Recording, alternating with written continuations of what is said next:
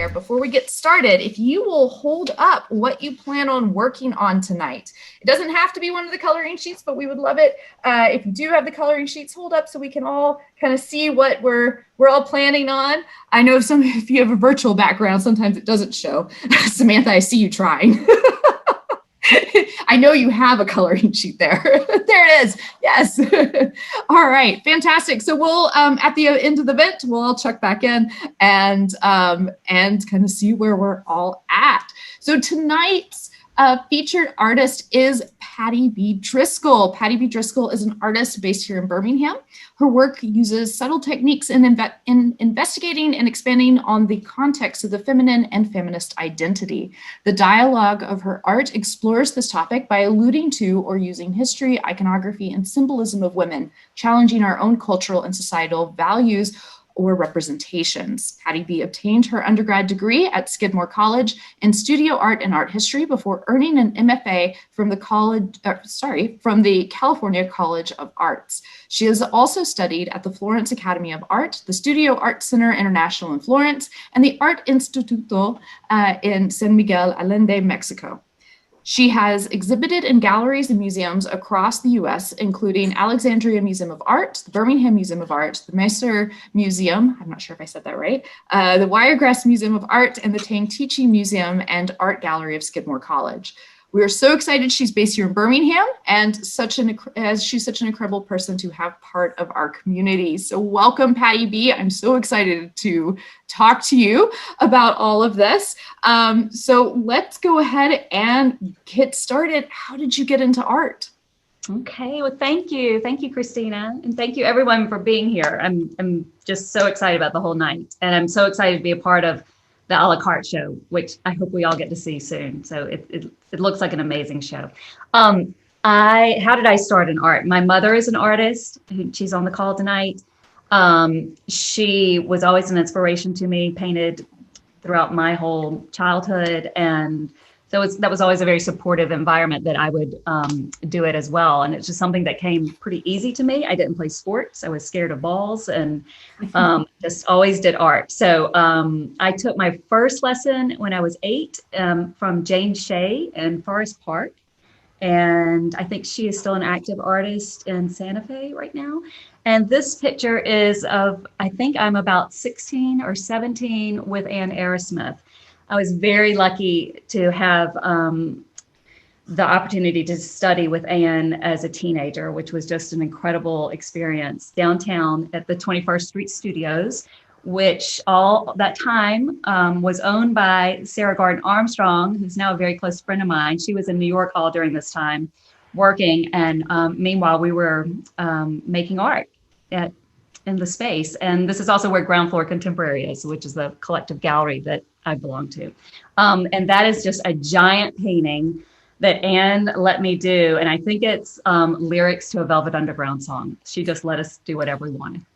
And it was amazing. So Anne started Space 111. I'm sure a lot of people that know the arts in Birmingham know what she did for us. So, and then let's see the next slide. I went to Skidmore College and started as a painter, but I ended up in the textile department. And in hindsight, I think that was due to a kind of the male-dominated, kind of sexist faculty at Skidmore at the time. And I just ended up more comfortable in the fiber department and fell in love with that. And was studying pre-Columbian art history and Asian art and women in the arts as well in the art history department. So I started doing these woven ikat pieces, and I ended up going to CCA, California College of Arts in Oakland for the fiber department there, which is just a really strong department. And ikat is when you bind the fibers before you weave them. And then, so all of this was bound and dyed, and then this cross section happened when it was woven.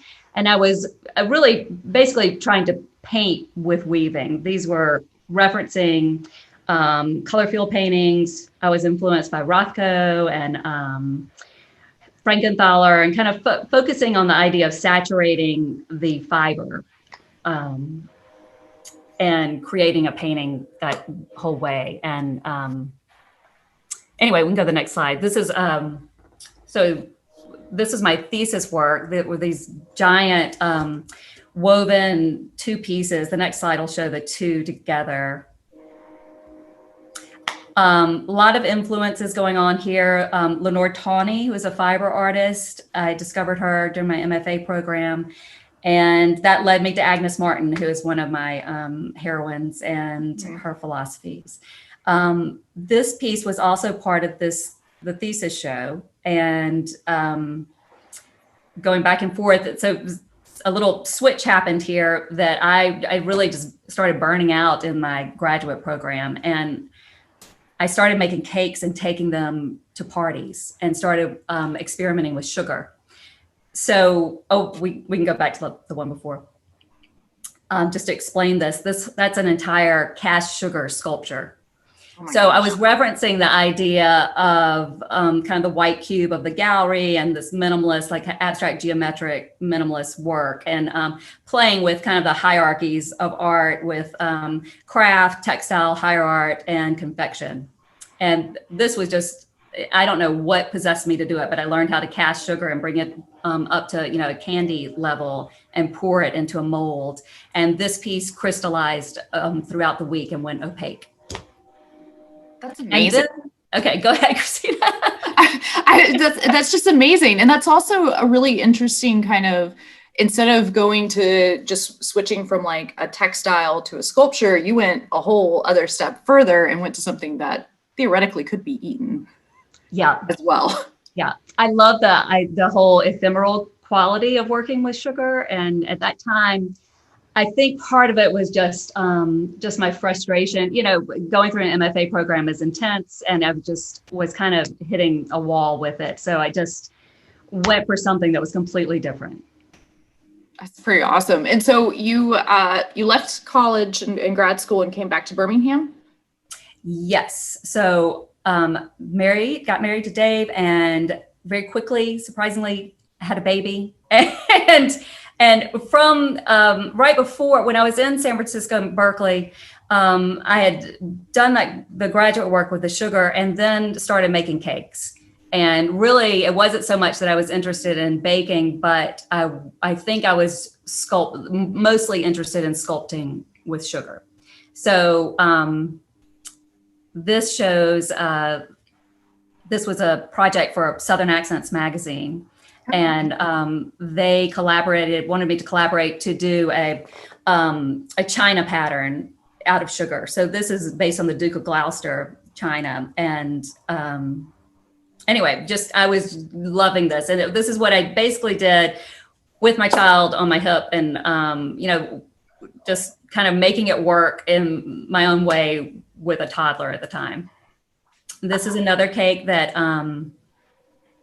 again, based on the Duke of Gloucester, but a woman from Dallas hired me to do this wedding cake, and my sister and I flew it out to Dallas, and we were invited to the reception, and it was wild. So all of that is sugar, and this is the first time I started using gold leaf. It looks like porcelain. That is like a sugar roast she did. It looks like porcelain. And that's edible shellac, and it's gum paste and edible, food coloring, like powder food coloring, which is almost like a watercolor, or just like a pigment. This was, I used a broken Meissen sculpture that I got off of eBay and made a mold. So this is when I first learned to really make molds, and molded sugar and then painted this and shellacked it for a birthday cake. Beautiful. Where are you drawing your inspiration from for these cakes? Are they mostly commission, or where's the inspiration coming from? Where's the those inspiration are mostly coming from? They were commissions. Well, and just I love the decorative art, so there were just different things. And the first one, the Mataheta pattern, is that right? The Duke of Gloucester? I think it is made by Mataheta. Yeah. That had all started because I had made a little china bunny from my son's christening cake, and someone had seen that. So it was really based on the decorative arts and looking at porcelain. And this one actually this was my grand hurrah for a friend's wedding cake. And it was a Chinese pagoda that came out of an antiquarian cookbook by Urbain Dubois, which I had found in the archives in Berkeley, with these incredible illustrations of really large sugar pieces for banquets in Europe. And this was also when I went kind of wild with edible gold leaf. So this is the last cake that I made before I had my second child. And I want to kind of talk about that, just children coming into the fray of artists and everyone's, careers, and how it bumps you and kind of displaces and delays career paths. So anyway, that's where we are with that. Yeah, but it seems like it may have, the change would be good, and you went in a different direction. So how did you get from cakes and commissions and such to your artwork, to your artwork based a lot on still lifes and then that feminist idea? Mm-hmm. So my mother and I, when our second child, Dee Dee, was around 3, we took a workshop together. Beverly Erdrich, our good buddy, always said, keep your foot in the door, keep taking classes, keep doing things, even when you have little kids. And that's what I did. And I painted this painting and during a workshop with Mark Carter. I had never painted realism. And my mom and I took this class, and was an amazing teacher from Birmingham, who's a portrait artist, now lives in Austin.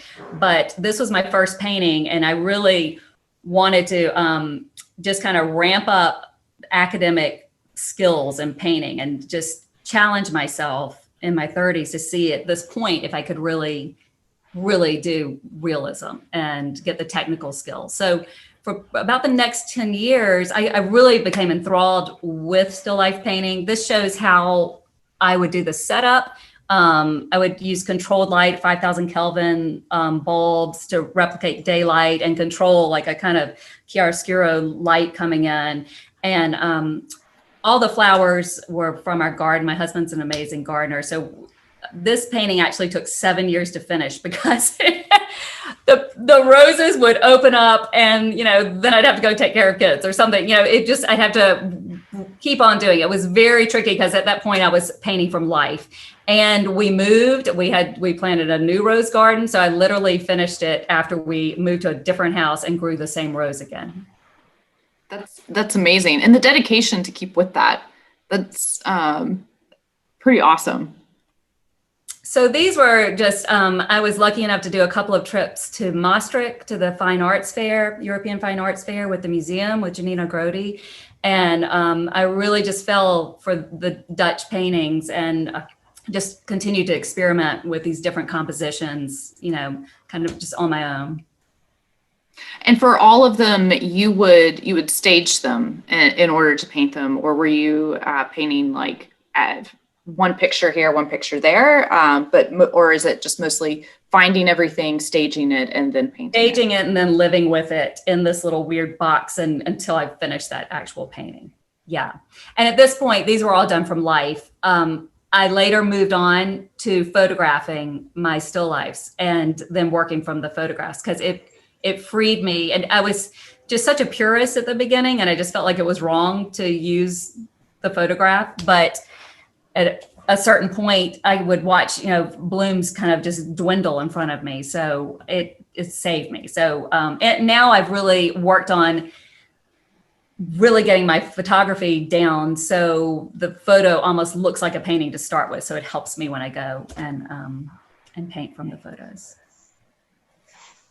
Great. And Amanda, if we go to the next slide, so how are you getting to that feminist identity with the still lifes, or how does that lead into kind of the paintings that you're doing now? Well, we can do a couple more slides and then. Okay. Yes. So really things were just going along, working on all this. I started sculpting, not in sugar, but in porcelain and different materials, and painting from our roses. And then let's see, what's the next slide? This one really, nothing was, this one was sort of symbolic of women and because of this kind of sexuality of it, but it was really, again, heightening my skill level of doing this kind of work. And it's the next slide. Yeah. So this one was, I call this Garzoni and Gluck, which we'll talk about Gluck later, but Giovanna Garzoni is one of the my favorite Renaissance artists who was a painter to the Medicis. And going to those trips to Maastricht, I think one of the most exciting thing was discovering female artists that I had not known about in the past. Maria von Oosterwijk, Fede Galizia, Giovanna Garzoni, Rachel Reusch, and seeing their work it just changed everything for me. So this is kind of based on a composition that Giovanna Garzoni would have done. She painted on vellum, but I was painting this painting right up until the election. And I stopped painting when the election happened. And I've decided to leave this as is. And I shifted after this painting. Hey, Christina, we have a question from the chat. Okay. So question from Rain. What is the medium? Are all these all oils? And what's the size of the pieces? They're all oil. Earlier ones were on canvas, and then I switched to panel. I like having a really firm surface, and I use really tiny brushes, and I work wet into wet. I keep it wet all the time. And they're maybe, I think probably 12 by 12 was the largest of those. That last one was probably 15 inches wide. And this painting is, I think, I can't even remember, maybe 18 inches wide, maybe 20 inches wide. This is the one that's in the a la carte exhibition. And I don't know if Tina's on, she might know off the top of her head, but yeah, I think it's closer to 18. Mm-hmm. What I can tell from the frame. So you want me to talk about this one? Yeah, let's go for it. I'm going to talk about the painting and then we're going to reverse and get back to how the concept of the painting happened. But this particular painting is a kudzu bloom and blackberries. And I don't remember when I discovered that kudzu actually had a bloom. But it just bloomed a month ago. So I spent all last month photographing and doing still lifes of kudzu because it's just like a 1 week that it happens. For those of you, I think most people know about kudzu, but Rain in California, you may not. Kudzu is an invasive, there it is. So that was me a month ago. I threw that in because that's what it looks like. It's kind of hard to see. The bloom dangles down under the vine. But it's this very invasive vine that was brought from Asia, and the U.S. government actually paid farmers to plant it in 1930s to stabilize soil erosion. And now it just grows over everything. And so it kind of has this negative association. We used to drive on road trips, and my mother, and I did this for my children too, we'd look for the kudzu monsters that grow over, take over everything. So the blackberries and the kudzu together for that still life, they seemed like a nice match because they were just kind of this bold, intense, kind of flipping. Well, the whole thing about blackberries, when I grew up, picking blackberries was kind of a thing. We always said you were supposed to be careful where you're stepping because of snakes underneath. And for Alabama, we have 4 deadly snakes in the state. So, you always wore your big shoes. And with kudzu, I've been wearing my giant boots. It's the same thing. You kind of have to work hard to get it. So this painting, though, started the whole series of persistence where the flowers became metaphors for women. And this one was called Defiant. And I'll explain that more as we go along. Yeah. So let's go ahead and talk about that series then. Where did that inspiration come from? And Mandy, you can go ahead and advance to the, there you go. That's where it came from. So after I was painting that last still life of the pink roses, then the election happened in 2016, and it was just like a gut punch. And everything kind of just shook me up, and I knew I had to do something different. Painting the still life was just, it's such an intense, immediate thing, and just it's the monotony of it. Anyway, I had to get out of my head to do something more physical. So I remember this story about Donald Trump, who bought the property of the original flagship store of Bonwit Teller in New York, 725 Fifth Avenue.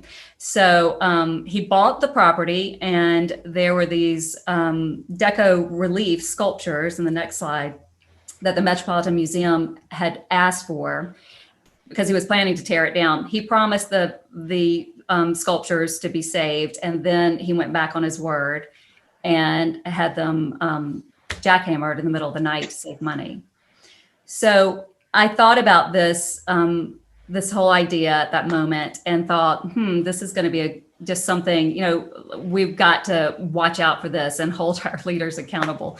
Kind of sounds silly right now, but this is the Bonwit Teller hat box with violets, and it was designed by J. Hyde Crawford. And I think I always get that confused, but my grandmother loved Bonwit Teller, and she had the hat box and she had the cosmetic bag. This is a print that was just embedded in my memory. She had that umbrella, and it just, for me, represented this femininity and maternal line. And it just, after the Access Hollywood tapes, the idea that he could get elected just felt like a slap in the face to women. I felt like I had to do something. So I created a series of prints and got really physical with these, and went out and bought some silk screens, which I hadn't done since high school, and did a series of 50 prints based on that Bonwit Teller bouquet.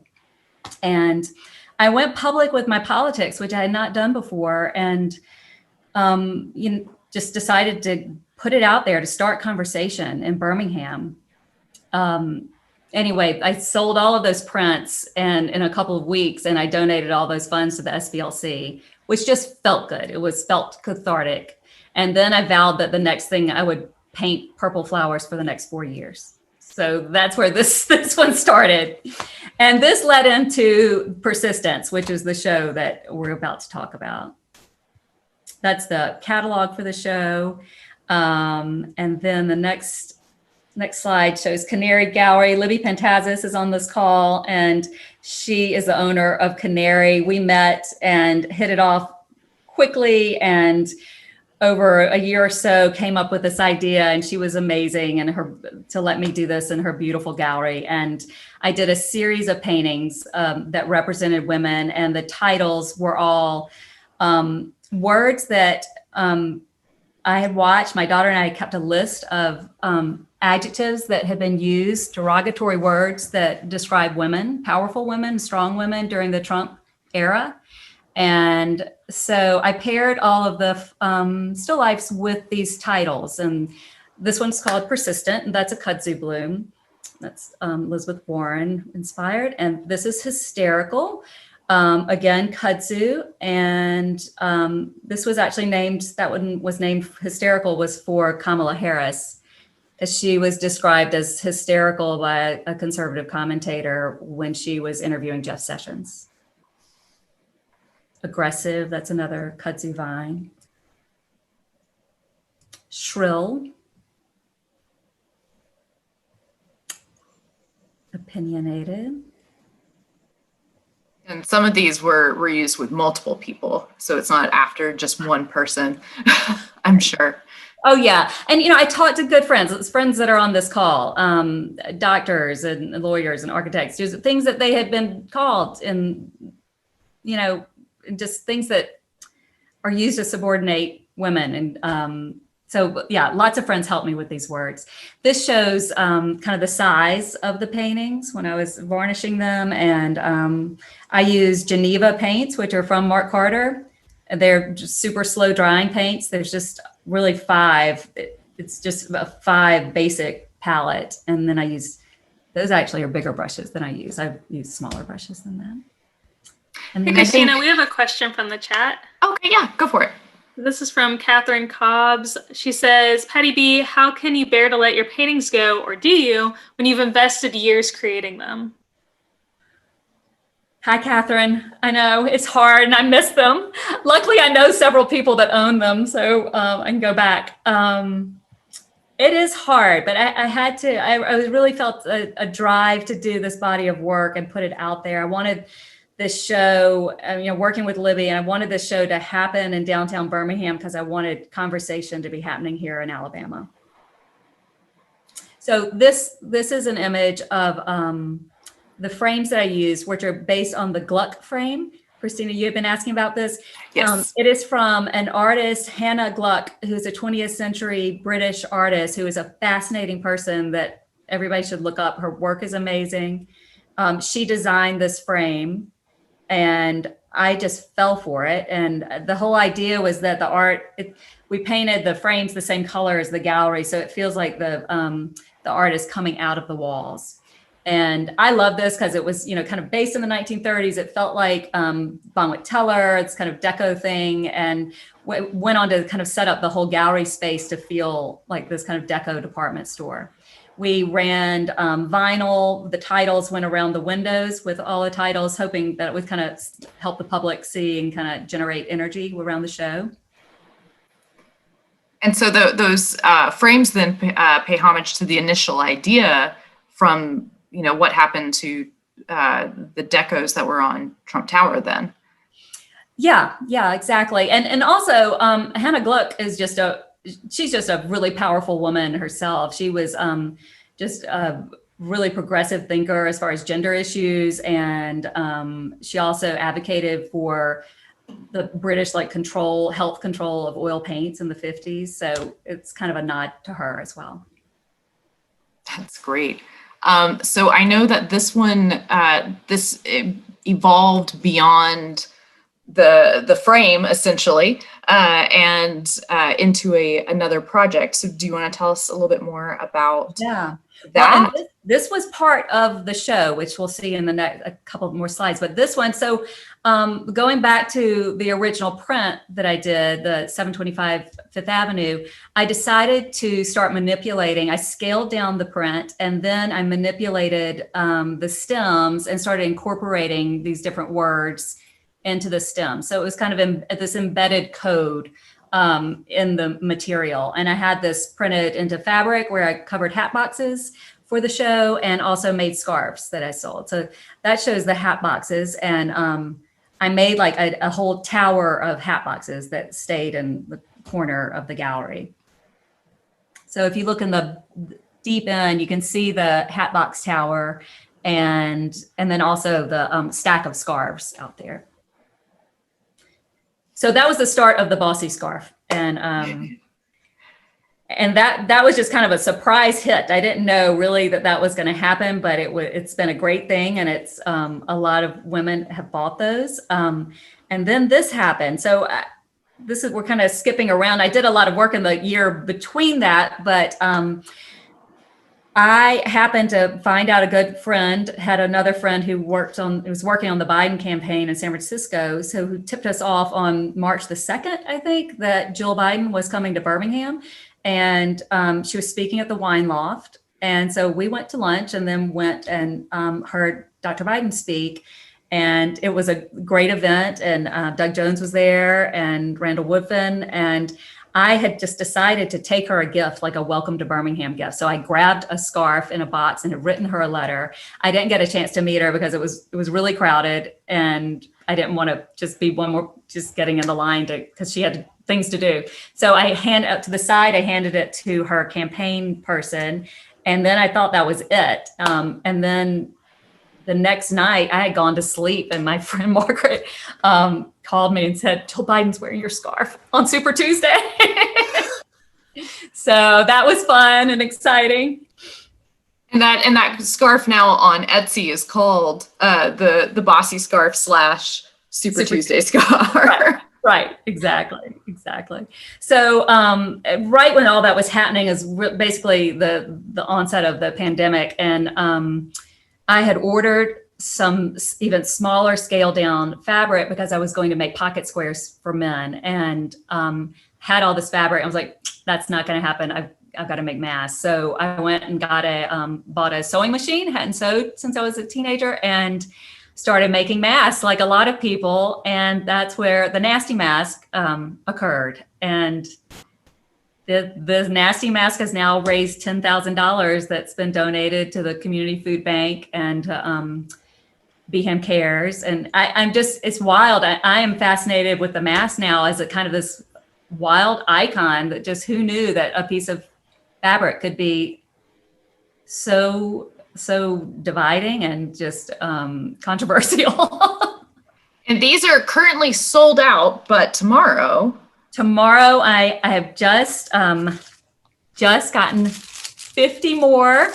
That very sweet lady at Kripolini's Fine Tailors has helped me sew these, because I have worn out my elbow from sewing this summer. So I have 50 more that are going live tomorrow on Etsy at 10, if anybody wants them. everybody set your alarms. First come, first serve. And then Sybil on here is also, if you want to, if anyone's on wants to scroll through the pictures, she's modeling it for us right now too. Right. So yeah, this is it's really interesting that you went from textiles to sculpture and then into painting, and then you use painting to kind of go back to sculpture and textiles. Yeah. But you haven't fully left sculpture or textiles behind. Do you want to talk about some of your other projects as well? As much as I would love to talk about the bossy scarf all night. No.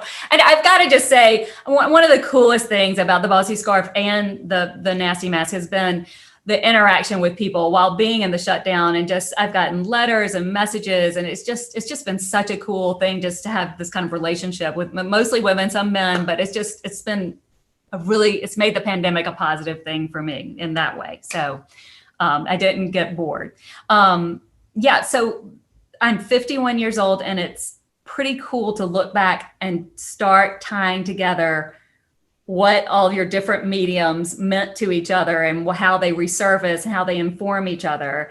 So this is a photo of a frame carver in Florence. I was studying still life in Florence. And then I also have been pretty obsessed with researching frames, because I think that's a really important thing to control the frame. So I wanted to learn how to gold leaf, and that's where that started. So I went back to Florence and did a workshop in gold leaf. While I was in Florence, the Pitti Palace, I discovered this portrait of Saint Agatha, who I had not known about. But once you start digging into Saint Agatha, you see her throughout art history. And Agatha was martyred in 251 in Sicily. Because she had refused the advances of a Roman governor, and she was put into a brothel and raped for a month, and then had her breast severed. And so you see her depicted in throughout art history holding her breasts. And I was just so stunned and taken back by seeing this in the Pitti Palace, and just thinking about women and consumption and sexual assault. And it's all tied together at the time of the Kavanaugh hearings and hearing Dr. Blasey Ford's testimony. So I ended up experimenting with gold leaf and egg tempera, which I've studied as well. And I came up with this body of work that they turned into kind of these iconic kind of breastplates and targets referencing St. Agatha. This is all, again, this 22 karat gold leaf that's been water gilded. So it's on top of true gesso and bowl, and then it's burnished. And by burnishing it, it creates this really intense, reflective, almost convex mirror. And I really like that idea of the image bouncing back. So these were gold nipples, and also I was referencing the fabric, thinking about Agatha and the fabric that she would have been wearing and her pieces and her fragmentation as a victim. Hallie Ringel at Birmingham Museum saw this work at ground floor and had this cool idea to put it in the Renaissance galleries at BMA, and with our Crest collection, which is amazing. And the other great surprise was, and we'll see the next shot, that one of the large paintings in the BMA actually has St. Agatha in the painting. So if you see in the large painting to the left, In the far right corner is Agatha, and then we'll see a detail of her holding her breast. I did not know that when I started all of this work. I had gone in there just to see the gold work and the different punch work and the, all the Renaissance techniques. I go there a lot just to see it. And then I came across Agatha. I was like, oh my God, this is crazy. So anyway, that work is still up. It's been in the museum during the shutdown. And now Hallie has asked for it to do another 6-month run. So the museum's going to open in a few days, and hopefully we can go back and see the work. That's amazing. Yes. And so sculpture, what else have you been doing, and have you been working on it on things during COVID too? I know that one's a bit more of a surprise question for you. I didn't send that one to you ahead of time too. That's okay. COVID has been mostly nasty mask and bossy scarf, and then doing a lot of photography. I'm working on 2 paintings, but a lot of photography on arrangements from our garden. All the material comes pretty much from our rose garden. And so throughout the spring, I just documented a lot of still life composition. So I have a lot of material to work on for quite a while. And before the pandemic happened, the stuff that I was really working on after the Persistence show and the gold leaf, I was shifting to bronze work. Our house burned down in 2013. It was struck by lightning and was destroyed. And we spent 2 years rebuilding our house. And during that time, it's kind of a wild thing to tell an artist to rebuild a house. So I became obsessed with hardware. And I was not satisfied with what I could find for our dining room. So I learned how to make bronzeware and design these dolphin poles. John Stuart Jackson he had been at Sauce Furnace, had helped me kind of go through the steps of learning the process of doing armature and plastilina and learning the bronze method.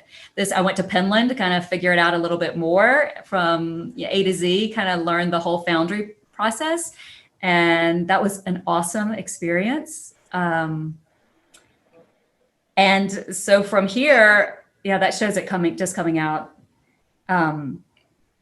I'm fascinated with this, and I want to do a whole line of hardware, kind of feminist inspired hardware.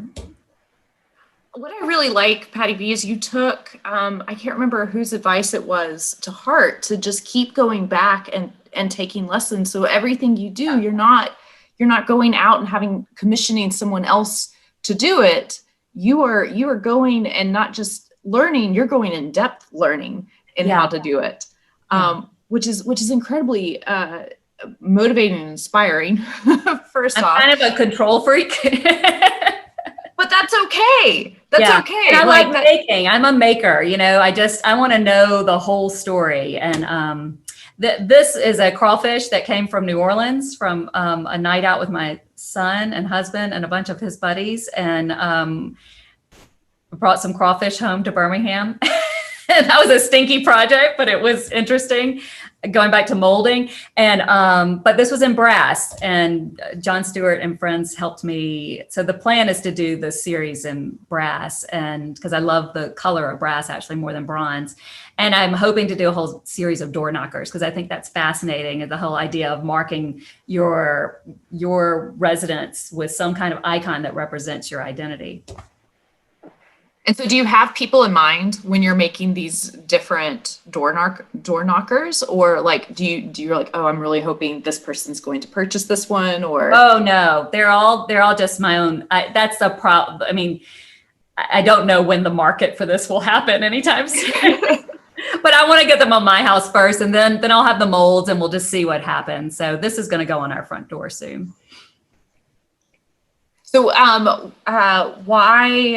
why animals in particular did you gravitate? I mean, I saw there was one hand in there, but why particular animals for door knockers and handles and such? Different things, like well, your parrot has gone away, I guess. Oh, I can bring her back. She's sitting on my leg. I know, my daughter would. Back. Nellie. Yeah, her name's Nellie. Well, for instance, like one of the ones that I'm working on, a parrot door knocker, and it's based on, it was just different things. I went to Paris last year for my 50th birthday with my friend Haughty who's on the call tonight, and it was right after Notre Dame had burned, 2 days after, and went there and just really was looking at the decorative arts of Paris and the door knockers and pulls.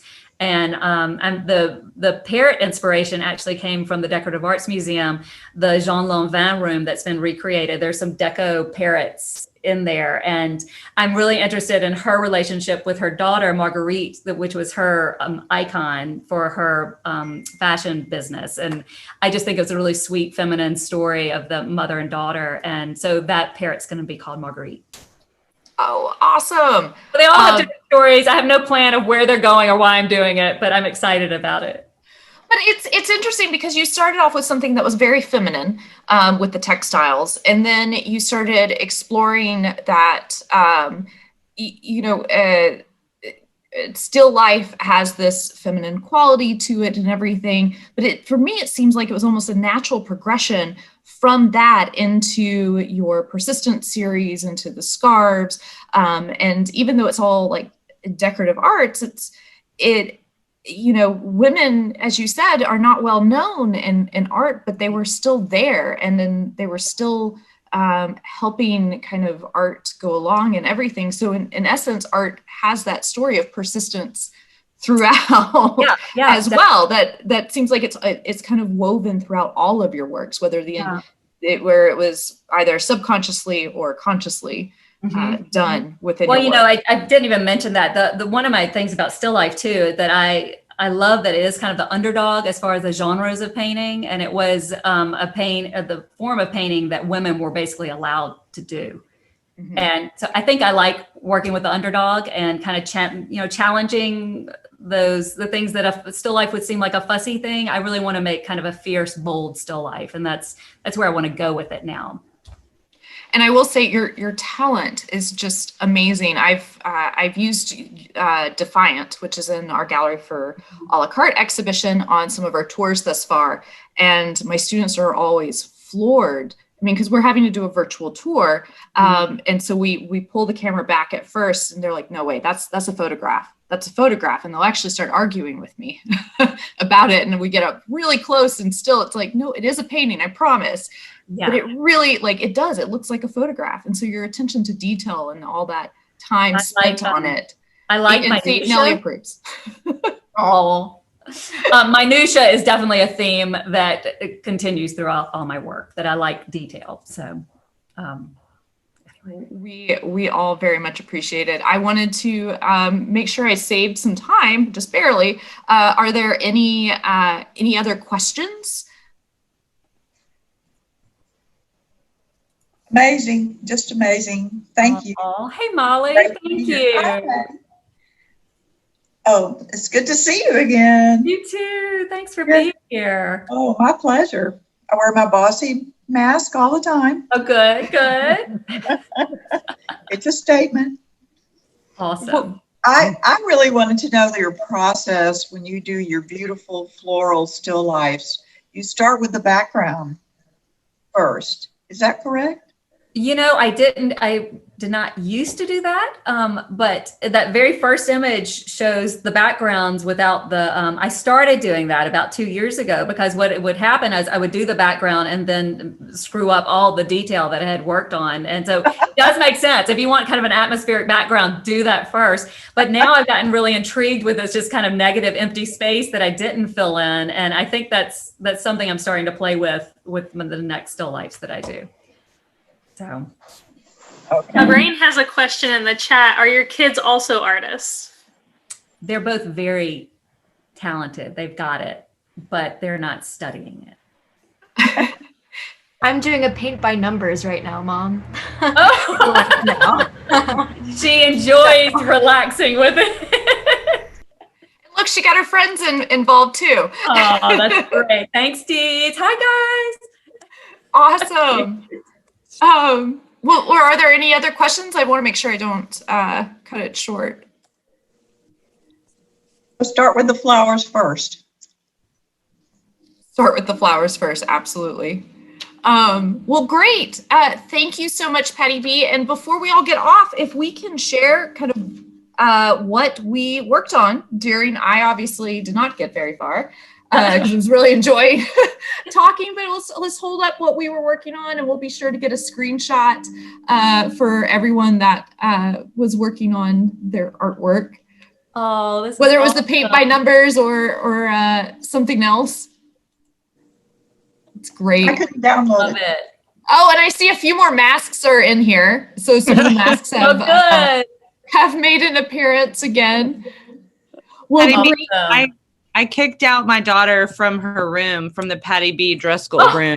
Oh, this is Oh, the special. Beth Peters, teacher extraordinaire. I had to be in the Patty B. room for the Patty B. dog. Tried my best. Oh, yay. Thanks, Beth. I love that. Well, thank you, Patty B. This has been so amazing. I had so many questions going in, and I really enjoyed listening to you and learning about all of it. If you guys want to share your masks, your scarves, your artwork that you worked on tonight, we would love to see it all. If you want to share it on Facebook with us. AEIVA is AEIVA, Abrams English Institute for the Visual Arts. And then the Instagram handle is at AEIVA, AEIVA, UAB. So be sure to tag us in it and show us kind of what you worked on tonight, or if you were representing Patty B with your scarf or your mask. I know I already have an alarm set for 9:55 to make sure I get a mask this time. So Awesome. hopefully I will be rushed. But thank you so much, and we Thank hope you, everyone, for being here. I really appreciate Thank it. you. Christina, thank you. Thank you very It's much, really Patty nice. B. We needed something fun and uplifting. yes. It was wonderful. Wonderful. Beautiful. Beautiful. Bye, guys. Yeah. All about femininity, women. Yes, and I love the comment that was just in the chat, Patty B for president. That would be scary. I think it would be awesome. Great. Well, thank you, I'll sleep everyone. well tonight with that. Bye, guys. And be sure to come Thank back you. for our future events. We look forward to seeing you all again. Good night.